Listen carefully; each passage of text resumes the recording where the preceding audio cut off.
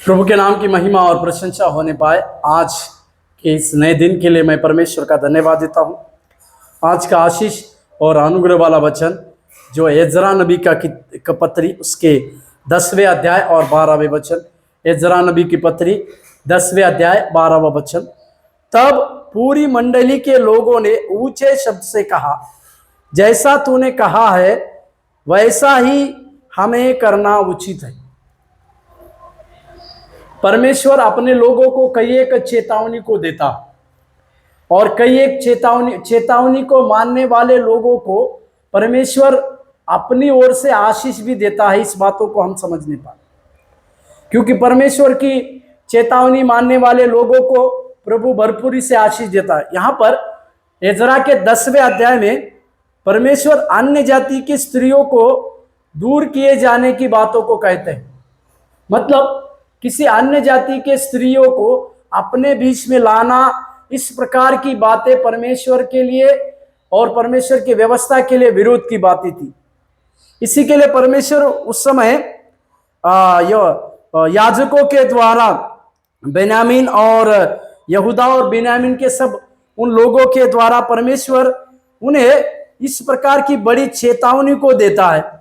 और चेतावनी वो सारे मंडली के लिए थी।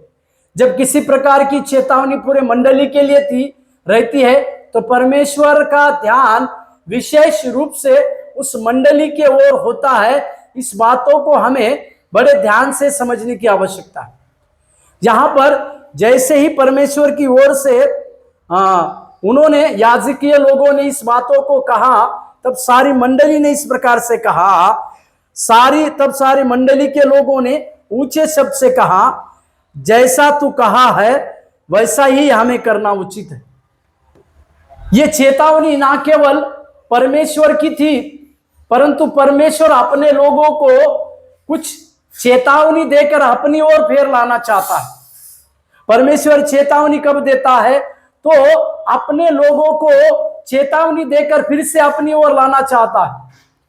या हम अपने आशीषों को जब खोते हैं तो परमेश्वर उस आशीषों को प्राप्त करने के लिए हमें फिर से अपनी ओर लाता है।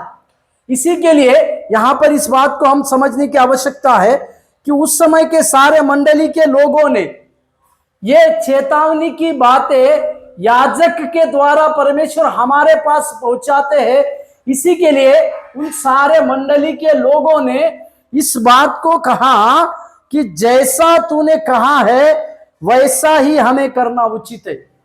आज के दिन में भी कई प्रकार के परमेश्वर के सेवकों के द्वारा, कई प्रकार के सच्चे भविष्यवक्ता के द्वारा जब कई प्रकार की चेतावनियां किसी किसी को कलीसिया के द्वारा कलीसिया में मिलती है, तो हमारा भी स्वभाव इसी प्रकार से होना चाहिए कि जैसा तू चाहता है वैसा ही करना हमारे लिए उचित है। मेरे प्यारो, इस प्रकार के चेतावनी के वचनों को हम अपने जीवन में स्वीकार करेंगे तो प्रभु की ओर से बड़े आशीष और बड़े अनुग्रह की बातों को हम प्राप्त कर प्रभु की दया और उसके अनुग्रह में चलने वाले बनेंगे। प्रभु आज के दिन आपको आशीष देने पाए। धन्यवाद।